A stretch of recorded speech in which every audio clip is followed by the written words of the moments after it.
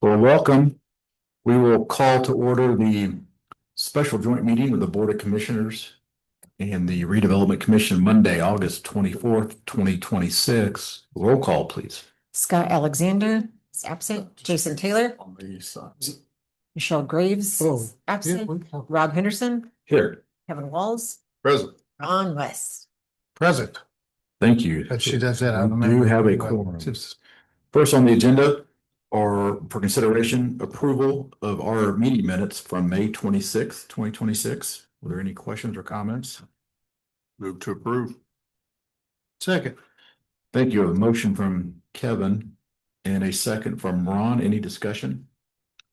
All right, hearing none, we'll call for a vote. All those in favor say aye. Aye. Aye. Any opposed? Hearing none, that carries. Thank you. Next, for consideration, ratification of Peters Franklin Ltd. invoices numbers 16730 and 16787. Move to approve. Second. Thank you. We have a motion from Ron and a second from Jason. Any discussion? Hearing none, call for vote. All those in favor say aye. Aye. Aye. Any opposed? Hearing none, that continues. Thank you. And next is the ratification of the proposed 2027 Redevelopment Commission budget. And that had been previously presented to this body. Mr. Peters is here as well if there are some conversations, but any discussion? I think for now it's okay. It might change by the end of the meeting, but for right now it's okay. So I'll move to approve. Second. Thank you. We have a motion from Kevin, a second from Ron. Any discussion? No. All right. Hearing none, call for a vote. All those in favor say aye. Aye. Aye. Any opposed? All right. Hearing none, that carries. Thank you. Next is an update by Peters Franklin Ltd.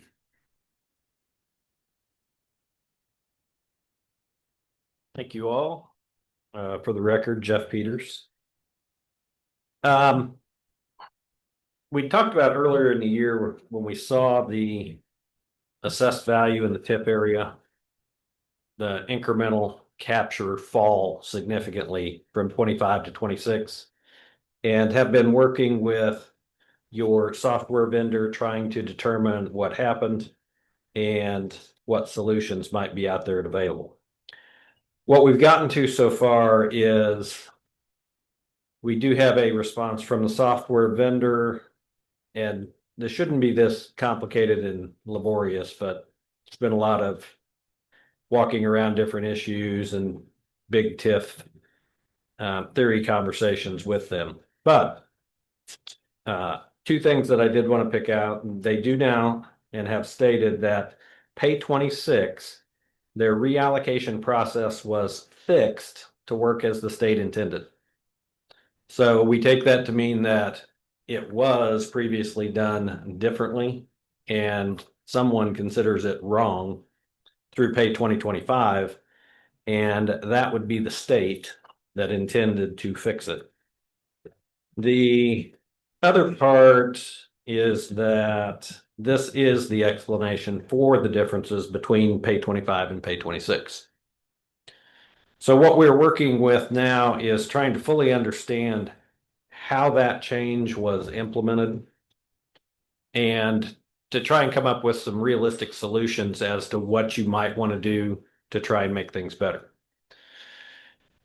I think due to the huge amount of residential and ag parcels that you put in your two allocation areas, this adjustment plus SEA1 is working against you because, you know, we have these adjustments of pay 2026 through pay 2031. We're going to have this incremental adjustment to net assessed value of 1% property and net assessed value of 2% property. So all the 1% property between now and 2031, its net value is going to fall to 33% of its gross value.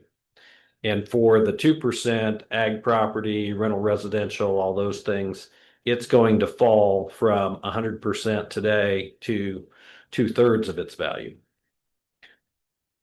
That being the case, if the base we established today is here in 2022 or whenever we went through this exercise, if we're here and everything's still stagnant and these properties have fallen off, now we've created this big decrement. Or we will be creating it through 2031. What we have done in other TIF areas over time is sometimes we'll have this happen where we'll have properties, their current value will be significantly less than where their base is. And we will either go in and excise those parcels from the allocation area and immediately put them back in at the current lower base. So we're just correcting this as it happens. Or we'll take it out completely and just throw it out of the mix. That may be what happens for the 1% property in this instance, and maybe the 2% property throughout 2031 until all those adjustments are done. But still working with the software vendor, I want to get a better explanation as to how it mathematically is working in their software, so that then we can give you some of those options. I did want to inform you as well, we've been through the 2027 TIF neutralization. So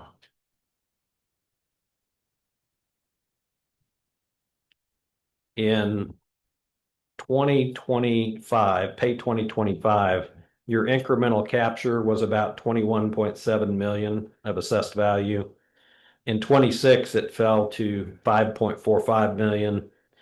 And in 2027, I-69 will only be positive about 873,000. The I-65 area will be negative about 6 million, but you can't go below zero. So realistically, you're only going to be collecting on about 873,000, and a good chunk of that is shared with the Fire Protection District at White River. So don't anticipate a lot of TIF revenue coming in. However, you still have both of these areas in their entirety and under your control, and you're not utilizing those revenues for bonds or anything. And as we've talked about before, if we have a big manufacturer or commercial development come in and say, hey, you know, we want to invest a couple $100 million and we want you to do X, Y, and Z for us. We will simply carve out that new parcel of what they want, and we'll set it aside in a new allocation area. And it will not be hampered by these problems that you're having today. It'll be all commercial property. It will generate as it goes from whatever its base is today up to whatever the incremental assessed value is, and you can utilize that revenue stream. So it's not optimum where you're at, but it's also not that dire in that there may be bigger strategies of you controlling those areas and getting large commercial development to locate there. And that'll be cured by additional allocation areas that we could set up. You're full of good news today, aren't you? Could be worse.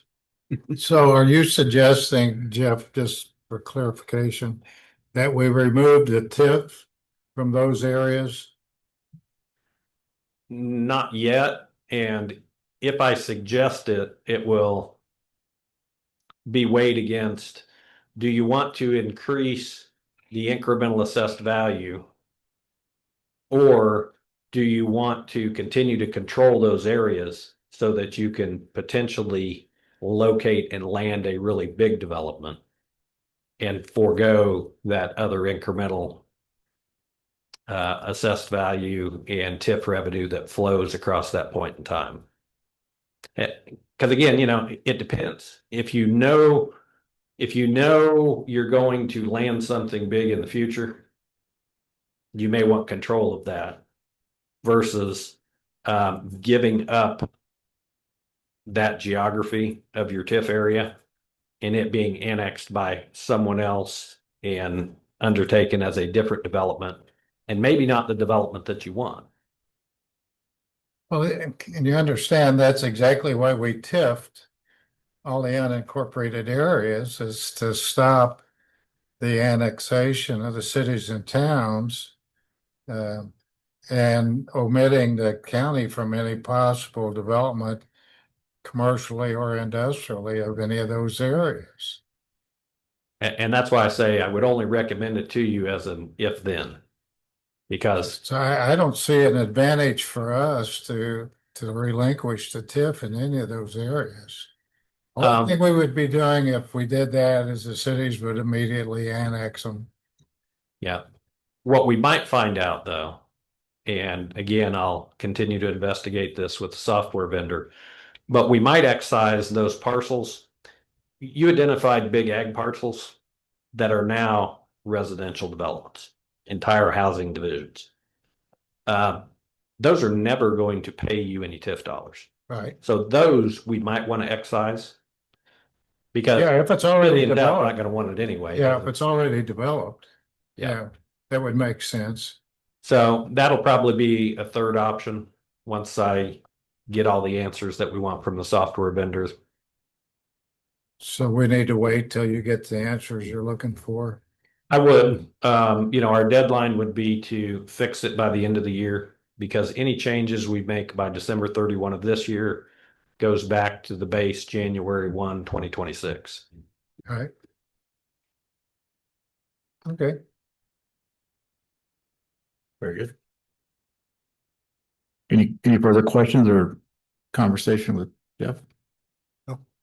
Very good. Thank you. Thank you, Jeff. I might say that for a minute. Okay. Ron, do you want to ask him? Do what? You want to ask him about points? Well, I'm gonna, Wait. yeah, We'll wait on until that. he's done, we get into the new and old. Okay. The old and new. That's where we're at. That's where we're at. So we'll move on to the Well, old and new business section of the agenda. in here, I'm thinking. So your comments is a perfect segue into what I want to talk about next. We, when we TIF the unincorporated areas of the county, if you'll recall, we had Greenwood and Franklin, both mayors come to us and express their concern in as much as they had several parcels that developers had already done a good deal of work on and were really ready to break ground on and one thing another. And they asked us if we would work with them and relinquish those areas or remove the TIF from them.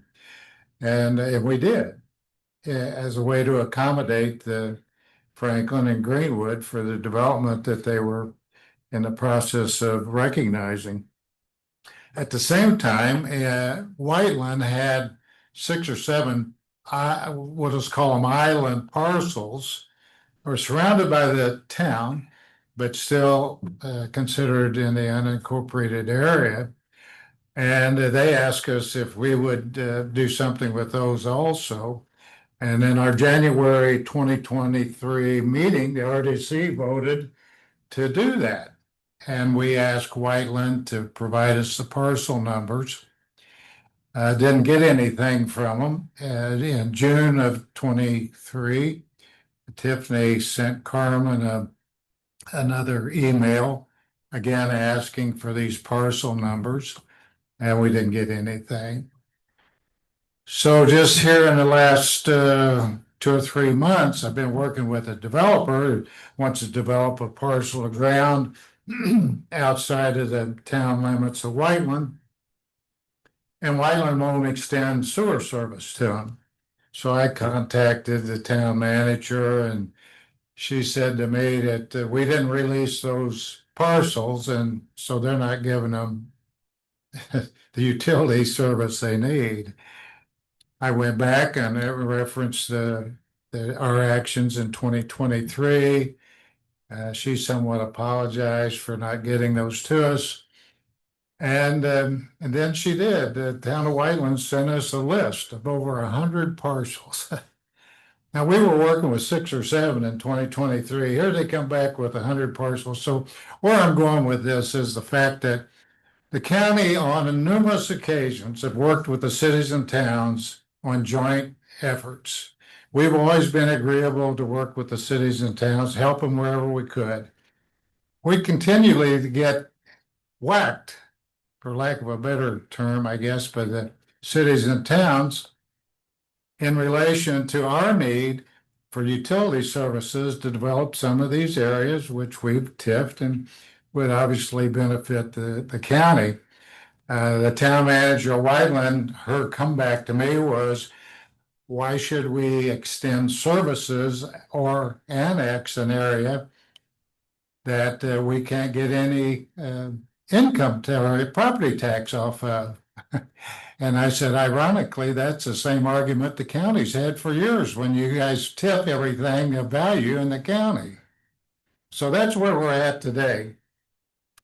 Now, this segues into the next thing, and I've been a big proponent. I'll go back a little dated history here. In 1995, I ran for commissioner, and I was proposing back then, I had three things, my platform. And one of them was for the county to build a wastewater treatment plant over in the northwest corner of the county, because Greenwood had a moratorium on construction back then because they couldn't get increased sewer service from the city of Indianapolis. Indianapolis, as they've been known to do on several occasions, was holding the city ransom for more money.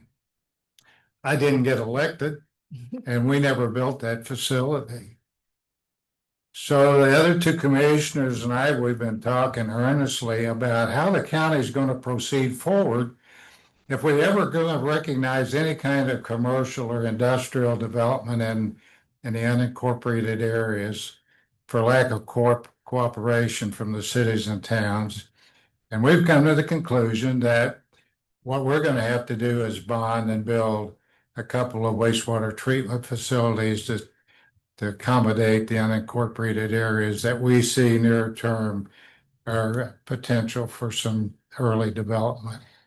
So that I wanted to bring that up to the RDC here today for them to consider any questions you might have. But there's a couple of companies locally here in the area. One of them I met with back last year that are really top-notch professionals in relation to wastewater treatment plant development and implementation and things of that nature. What I would like to see this board do is to vote to let us contact one of these companies to get them engaged in looking at some areas in the county that would be potential sites for these wastewater treatment facilities, one or two, and begin to move the county forward. In the absence of that, we're just going to continue to get stonewalled by the cities and towns. Parkersville's the only one that ever works with us, really. But beyond that, Greenwood, Franklin, Whiteland, I even knew Whiteland at one time. I was just trying to get them to run service to 6 or 7 homes along 31 right there. And they said they couldn't accommodate the increased usage. They just built an elderly community across the street, 3 stories high and 200 some rooms, and they're telling them they can't accommodate 7 or 8 real estate people. So anyway, I wanted to bring that up today and talk about it openly and get your feedback on it.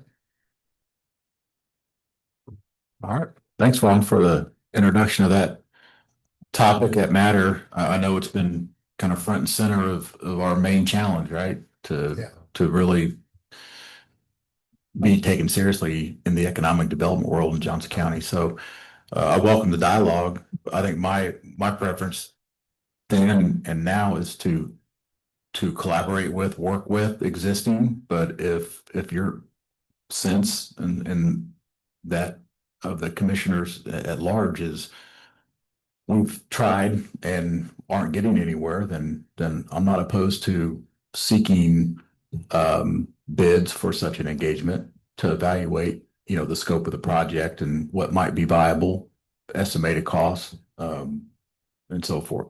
Because I think we've attempted to work with, and acknowledge Bargersville's willingness, in some respects. But other parts of the county, we just may have to, pioneer it a little bit and see what that would look like. So I'm open to coming up with a scope of an engagement, getting it out for bid, and then evaluating the data when we get it back. Supportive of that as well. I would like to know our last conversation with Bargersville and I know they're working with Morgan County, I think, on a sewage plant. Didn't know when that timing was. We've been working with them. They are still, I don't think they have, I think the deal's done. They just haven't signed all the final closing documents. Mhm. And when they do that, then the door's open to work with them on two different applications. Either we'll wholesale or we'll become part owners of it. Okay, that'd be great. So, That's good to know. yeah, they've Yeah, been very, very open, very good to work with. They're just trying to get the deal memorialized totally. Yeah. So, Okay. So, I'm in favor of exploring our options. yep. Okay. Now, what's been a mystery to me, and I really struggle to try to understand, being somewhat of a business person over the years, is why a city or a town wouldn't want additional customers. I'm assuming that they're not operating at a deficit, so they're making some money on that. To have a private company extend their utility service to other areas, which they could then ultimately hook onto for anything they might want to annex out there as a way as residential or something. So they get a increased availability of their own utility, and at the same time garner some new customers. It's just been a mystery to me why the only thing I can come up with, one, it's not logical. Two, it doesn't make sense financially for them to negate any efforts. The only thing I could come up with is they just don't give a shit about the county.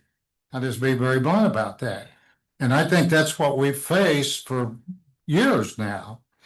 And then I'll go back to my early opening comments. The county's been very agreeable to work with cities and towns on multiple occasions, multiple projects. We've always been amenable to helping them. I don't see that kind of cooperation going forward, at least not on my part, until we get some consideration on the other side. But so I think we get into this utility thing. Well, one, it'd be a great asset for the county. It would really be a great asset. It would give us a chance to control our destiny. It would give us a utility, which I'm assuming makes money over a period of time, not initially, of course, but would really open up a good deal of the county to future development, whether it be residential or commercial or industrial. So if everybody's in agreement, what I'll do is reach out to the company that I referenced. I'm not going to give them their name right now. I'm going to reach out to them first and see if they'll put a proposal together for us to maybe come and address us just to talk about what their service could provide and some potential costs involved in that. Okay. I would do that. I would also maybe get one other one just as a balance. Yeah, we could. I'd get two at least. I only know one that I really Yeah. work with, but yeah, we'll do that. Very good. No, I think that's prudent and would agree two to three, at least two, no more than maybe three, to at least give us comparisons, right? Okay. Tiffany, I'll ask a legal question. Do we need more than two? No. Okay, thank you. So Say yes or no. No. No. our next, do we want to try to have that by our next meeting, or is it just when we can get things coordinated? And When is our next meeting? Do you- that's what I was just looking. 'Cause I know I am out of town. Thank you. 28th of September. Oh, no, I'm in town. 28th of September. Correct. We're just getting proposals, right? So Yeah, they're just. correct. Yeah, would the 28th be a good time to have them come in and at least one of them or two or whatever I can get Mhm. to make a presentation? So- Okay. Something new. We'll Now, do you do know that. why I had to stay up here, Jeff? You want to talk about how you fund that? Sure. Sure. Um. So that was the 28th, you say again? Correct. September 28th is the next scheduled meeting. What you always prefer to do with a utility is have it to be self-sufficient. It should be a proprietary entity where you have enough ratepayers and enough volume that it pays for itself. Then you just set those rates accordingly. And, if you have enough users, that works out. Starting a sewer utility is hugely expensive. There are options. The state revolving fund potentially would give you a below interest rate for financing that. We had one instance of a county sewer district trying to flesh out utilities for a TIF area. And the restrictions of the SRF took away so much money, they would not let them issue more bonds to further expand the area to try and get in more development. What we ended up having to do was buy out the SRF to get them out, do independent financing, but that's an option as well. State revolving fund might give you some interest savings, but it also might hamper you in the future as to what you see your full development to be. The bonding, you could use TIF revenues, but as we've talked about at this point, we don't really have any sizable ones till we get some big development. You can use the property tax for the redevelopment authority or redevelopment district area, which is what we used as the security for the county's road bonds. So that would be the entire county's property tax base, excluding all the cities and towns that have redevelopment commissions, which would be Franklin, Whiteland, Greenwood, Trafalgar, Edinburgh. I think the only ones that were not included was it New Whiteland and Princess Lake? It's like probably. Yeah. So it is a smaller base than the entire county, but it would be the base that would benefit from sewer service out in those areas. So you could do it with property tax. You could potentially look at what you did in the road bonds, which are using income tax to make the payments, but actually use the property tax of that area as security. Because anytime we can pledge property tax as the security, we're probably going to get better bond rating and better interest rates. So fees from the utility, TIF revenues, income taxes, property taxes, all of those or any combination thereof we could use to fund this. But yeah, I think you'll have some sticker shock once you all see the cost of a sewer plant. We've delved into it. We kind of have a pretty good idea. Okay. But again, it is doable. The mechanism that we used for the road bonds is we used the redevelopment authority. So we did lease rental bonds. Lease rental bonds do not have a cap like general obligation bonds. But you're going to have some realistic cap of how much are you going to spend to put these in place and what are they going to return over time. And again, if you could get some big high-end users of sewer, they would produce a lot of fees. Yeah, we have the potential also with with these facilities that we're talking about to get existing areas hooked to them. So we have a number of residential developments around the county that are in the unincorporated area that are on septic. And through Barrett Law, we could work with those subdivisions to get them hooked up to it, which would give us a fairly sizable customer base rather quickly. Yeah. So we got some options there we're looking at also. Okay. Bottom line is we're serious. It can be done. Yeah. So tired of talking. There's no avenue to use the current solid waste district taxing unit. Do what? Is there any way to use the current solid waste district taxing unit? The solid waste is going to be different than wastewater Yeah. utility. Okay. And Just want to toss that. yeah, out. I think I think only in Marion County are those two linked together. So yeah, that one will be separate and it has a separate tax base. Thank you.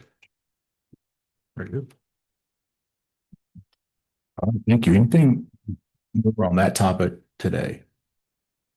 Not yet. Not yet. Okay.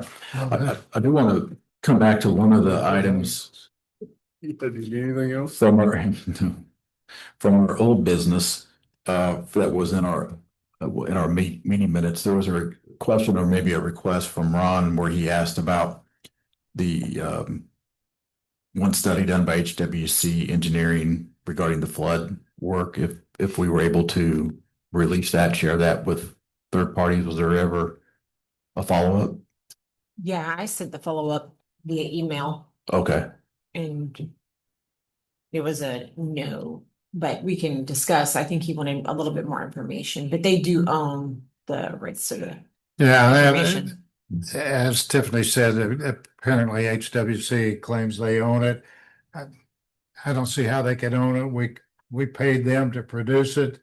I thought it was ours to use however we wanted to.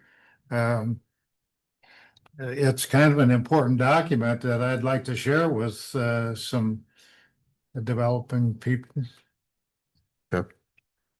So I guess, I think we can have a conversation with Chris. I think we can have a conversation with Chris. He just wanted a little bit more information before they release. I mean, one Commentary. thing I would suggest, if there is a problem with that, bring the developer in and meet with HWC and yourself. yeah, we can do that. You can do that. I think that would solve the problem. Yep. They would release what information they have to Right. whoever it is. If it's viable, it's just not somebody headhunting. Well, and probably the most important thing that come out of this is going forward, when we contract with somebody to produce something of that nature for us, we need to make it clear that it's ours, not theirs. Yeah, once we pay for it. Yeah. So, good deal. Then the last thing I have under this, at least I'll raise, certainly welcome to others, is I'd like to know or somehow get a feel for where the various stakeholders, elected officials, stand on kind of that next generation of data center development. So not necessarily the stuff that has been built or was built 10 years ago or even 5 years ago, but there seems to be advances there in the construction areas or in the construction world within data center development that water is recirculated, so there's not a constant drain. There's the big one-time fill, right? But then there's circulation, there's energy, obviously, that might be resolved through some element of generators and or small, what do they call it? Small Modular reactors. Yes. So I feel like for us, and at least some recent economic development figures that been able to glean a little bit off of what Shelby County looks like, there's some very meaningful dollars upfront and ongoing that if we had a sense, or are we in, are we out? If we're in, what's it look like and where? And if we're out, then we're out. But I feel like that's been an ask of Aspire from us and maybe from others. And the more I think about it, I think the more relevant it is to maybe have public dialogue about those things.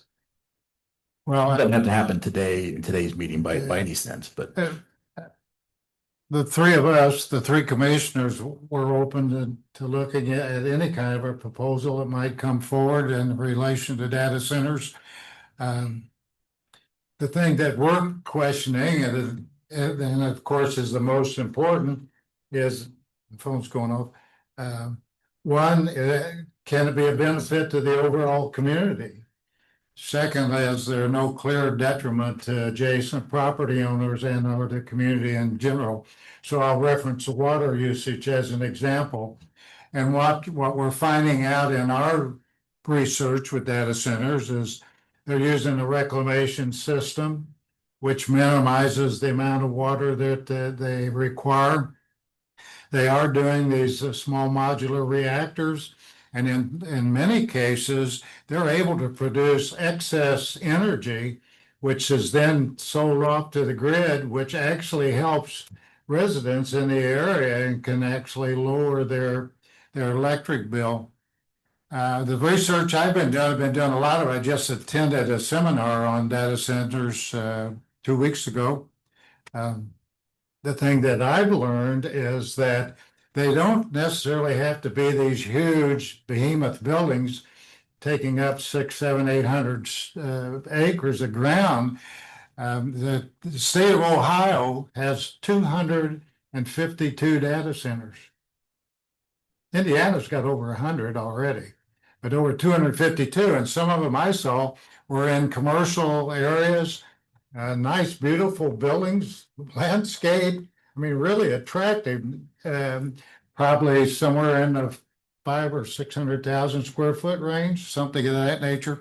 So there's a lot of things out there that are coming aboard. My question to the data center people when I talked about it was, we all know that miniaturization continues in that industry.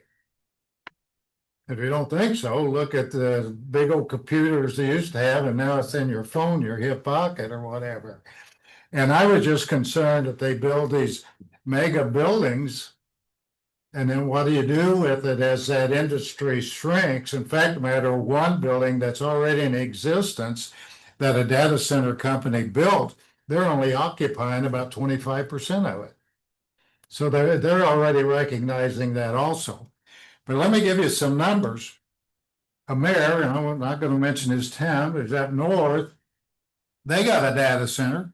They got $57 million up front for this little town. $57 million. They get over $40 million every year for the next 20 or 25 years. Huge amounts of money.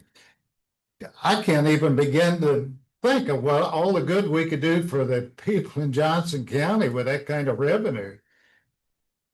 Governor wants to talk about doing away with property tax. Well, I think that might be a good start. You know, it's just some kind of a universal use of it here in the county. But the dollars that are out there that these mega firms are willing to pay to establish these facilities, it's almost mind-boggling. So our position is we'll talk to anybody. Let's hear what they have to say. Again, reference to things that benefits directly to the county or to the whole county. We're not talking cities and towns and just county. We're talking to everybody. How this thing could play into helping the entire county. So, and I can't give you too much, but we're on that. Okay. That's good. Yeah. Good, thank you. Anything else, Jason or Kevin, to add to that? Just.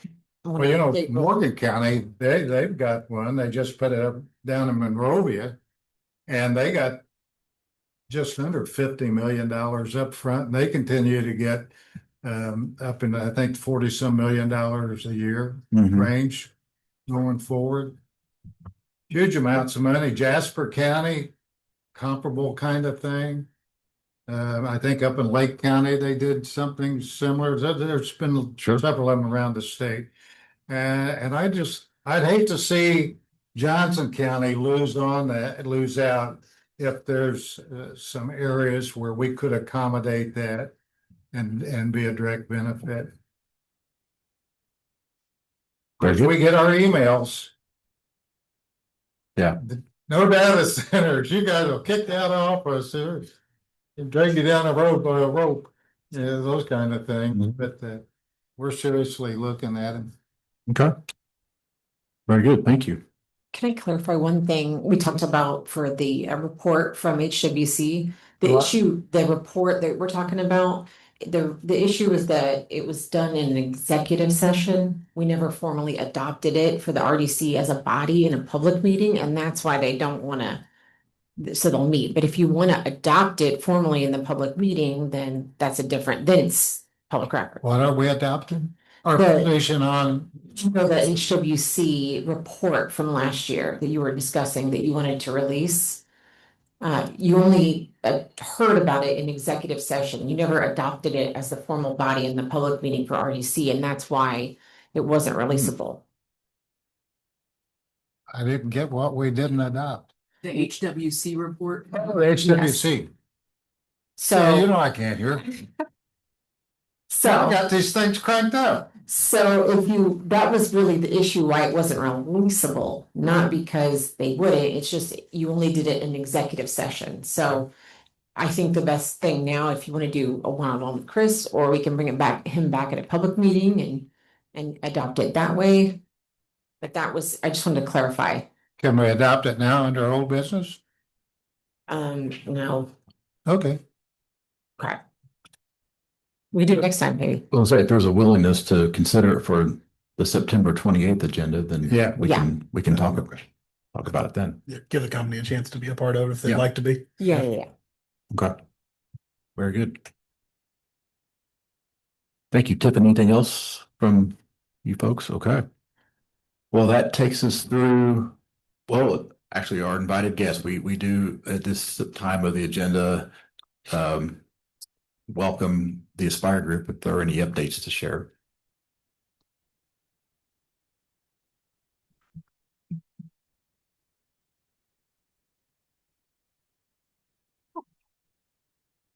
Thank you.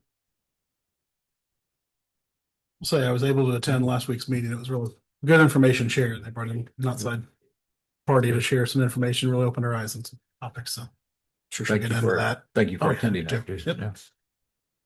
They did it remote. They made it easy on us. All right, well, this will be duplicative for you. Always love to follow a data center conversation. That's always fun. All right, so if you want to look at your sheet, that's an update on our activity that we have had for for this year so far. You can see our month-to-month lead response activity through the summer has been pretty consistent, especially with 2024. We're dead on what we saw this last year. We do have 5 active projects that are kind of moving through our process right now, asking questions. All that means is that we're still on the list. We're still on the short list as far as a potential project. So we've had 2,800 outbound marketing touches connecting with site selectors. Those have resulted in about 81 conversations, direct conversations with brokers, site selectors, and developers. We've had 2 site visits so far this year, and Pat is continuing to go out and meet with our existing companies through our BRE visits, business retention and expansion visits, making sure that our companies have the resources that they need to stay and grow here in Johnson County. Couple of quick updates on our strategic plan. It was approved by our board. It is in final edits as far as the pretty version goes. So hopefully you should see that in the next few weeks. On the BRE side, we've assisted 40 companies so far by providing them requested information, connection, other resources, whether that's getting them connected to programs that can assist with the things that they're working on, or getting them connected to other companies to help them have either a supplier or buyer, things like that. School to Work program, over the summer, we hosted 2 teacher field trips, one with local government, one with public safety. Both of these were requested by our teachers they were getting questions from their students wanting to have something like this. And so we were able to visit a few of our cities and towns. We did visit a wastewater treatment plant, which was fascinating, actually. That was what we got the most comments about, was like, this was freak. That's where it goes. It's really, yeah, not everybody gets to see one of those. So it was really interesting. Ramping up for our career discovery meetings this year. I think we have 17 dates on the calendar already for this school year. So if you feel like volunteering, coming and speaking to a group of students, we're taking volunteers, just throwing that out. And our Employer Resource Network program, this is a program that we administer, is a employee retention program where companies pay into a portion of a success coach's time. And so when life happens, the employees of companies that are part of this program know that Nick is at the lunch table from noon to 4 every Tuesday. And so they know that they can go in and talk to him, whether that's a legal challenge, a housing issue, childcare, my car won't start, all of the things, all the way to, I would like to get promoted and I want to have a conversation with my boss. Can you help me talk through that? And so we're continuing to see higher utilization rates when it comes to that program. And we do have a share available. So if you're aware of a company that could utilize a program like that, we do have a share available. Continuing to see housing kind of bubble to the top, either staying in their home, getting connected to housing where if they've got credit challenges or if they've had issues in the past, getting them connected to housing that either rental where they can get into, where the different programs that Nick has access to. Couple of quick items. We have seen a bit of an uptick in our direct leads, and we're seeing a lot more companies coming through kind of our lead pipeline that are highlighting aerospace as a part of their business. And so starting to see a little bit more aerospace coming through. Also starting to see spec develop. We haven't seen spec come out of the ground in couple of years. And so, you know, we've got we've got new spec coming out of the ground there in Greenwood. You've seen it at Main and 65. Whiteland's been having some conversations also. I just had a new project, I think, approved in Franklin as well. So just the fact that we're having those conversations means that things are starting to loosen up a little bit. I think developers are getting a little more confident in the market, and they believe that they have the ability to fill those spaces. And so that's an indicator to us that good things are on the way. So that's kind of exciting to see. And two, the majority of, as we learned from our site selector that we heard from on Wednesday, a lot of his companies are moving very quickly. So having existing space to move into is much more attractive than building it on your own. So it just aids those companies with speed to market. I think that's all I have. Any questions? Well, you know, I've always got my usual question. Out of the 5 active projects, are any of them in the county? Yes, there is. In the unincorporated area, I mean? Correct. Yeah. Mhm. How many? Just the one. One. And actually, I've got some questions for you after the meeting. Good. Glad to hear. Yep. Well, thank you, Amanda. You did a nice job on Oh, that. thank you. I want to talk about Buc-ee's. No, I don't want to talk about Buc-ee's. I don't want to talk about data centers. We're all excited about Buc-ee's, I'll tell you. I know. You'll be until it comes. Very good. Thank you, Amanda from Aspire, for updating the group. Anything else? I think we've had enough today. Bad enough. All right. Sounds like a motion For adjournment. motion to adjourn. And a second. All those in favor say aye. Aye. Aye. Thank you.